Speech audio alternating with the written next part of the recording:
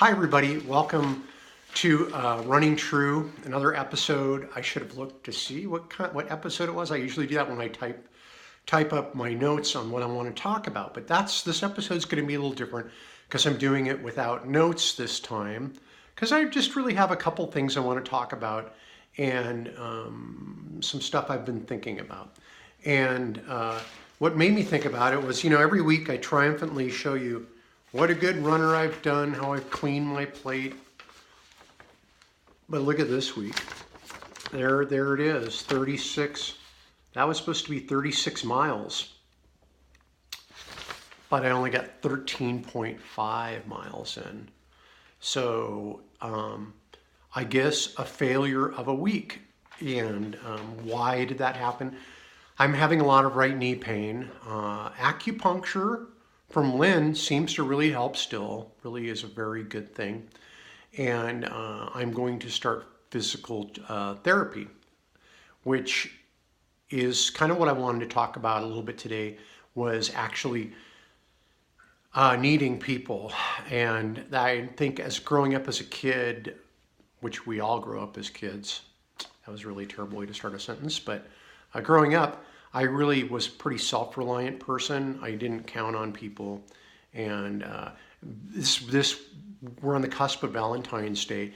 And that makes me think a lot about Valentine's Day and being a kid. And my wife had the same experience of, if you're in a class that has 26 kids and the box of Valentines has 25,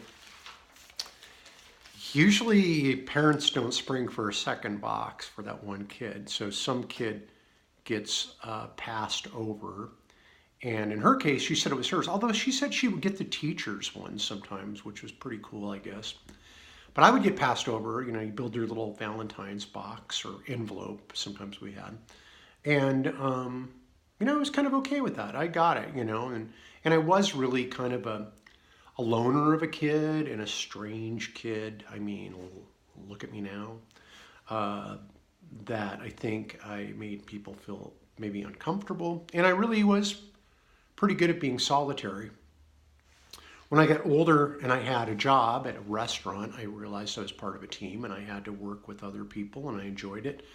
And then in the Air Force, the same thing, being a crew member on board B-52, where everybody had their own job to do, and we all really relied on each other to get the bombs on target and on time.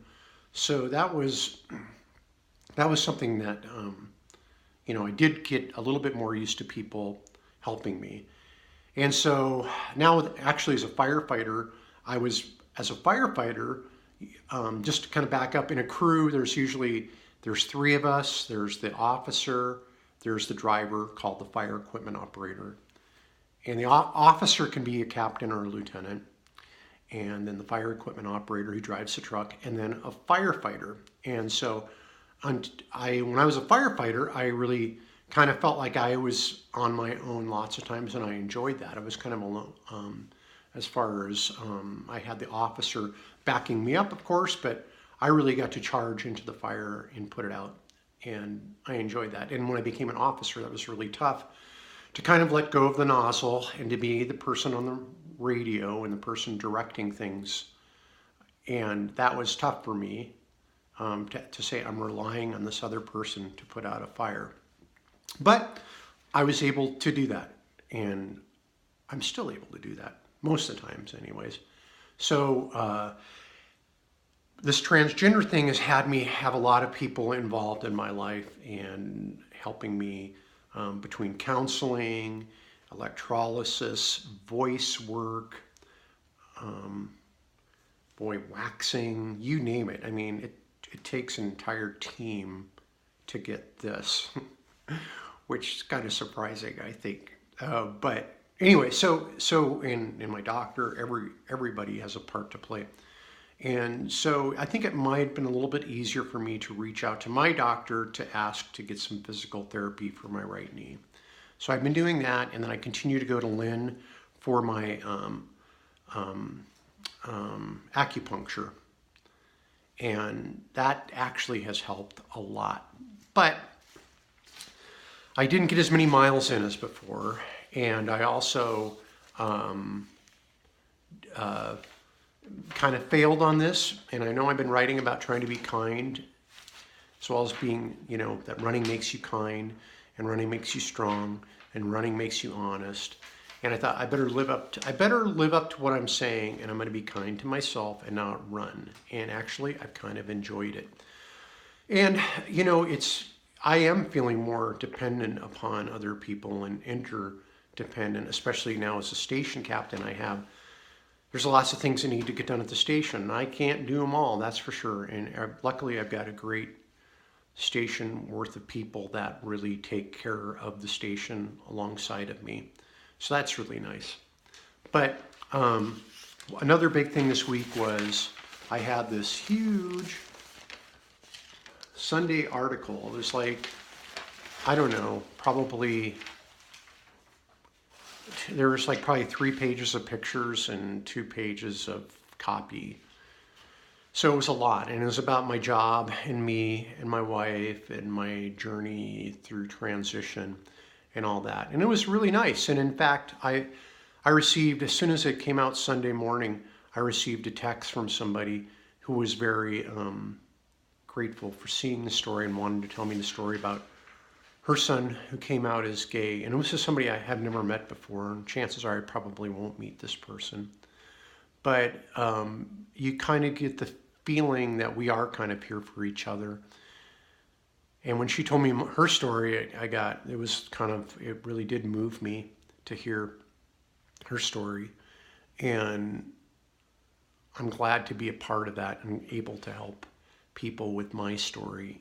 And because I can tell you what, a lot of people's stories have sure helped me. So I had an encounter when I was running today. I ran 10 miles today because I am going to try to get up to perhaps 32, 34 miles this week. We'll see how it goes. I want to be kind to my knee. But I had an encounter where I was running, and I'm listening to one of my stories, and I had my earphones in, and somebody yelled at me from a car. And then I went over and talked to her. She was driving, and she had her small child with her in the back seat, and she said that she and her husband had read the article in the paper and how moved they were by it, and very complimentary about it. And I felt like that was, I felt good that somebody could be a part of my life and make me feel good by telling me that I was a brave person and things like that. So I guess the point of this is I am rediscovering a new kindness for myself and for others and from others in this. And I know I've been kind of stalling on getting the written product out about running makes you kind, but I'm not really done thinking about it yet. And when I get done thinking about it, I'll be really happy to finish it. I have written a lot. I have written a lot about it. But a lot of my writing when I write is I will write pages and then I'll delete almost all of it. So I don't know where this will wind up, how it will look. But all to say, thank you for being a part of my Running True family. I really appreciate it. If I remember, which I never remember to put links down, but if I remember to put a link down on this story, I'll put a link down to the paper that was in, or the story that was in the paper on Sunday. It was really good. It was better than I deserved, put it that way. So anyway, thank you for tuning in. Hopefully I'll be back somewhat on track next week. We're supposed to get some snow tomorrow, and it's just unbelievable how there's no ice, and it's so nice out right now. But it is February, and Vagina Monologues. We're almost all sold out on Vagina Monologues, and I've been really happy with that. I've been memorizing my lines, and it's great to have a director who gives me direction, and I perform, hopefully the way she wants me to. So that's been really good, very enjoyable.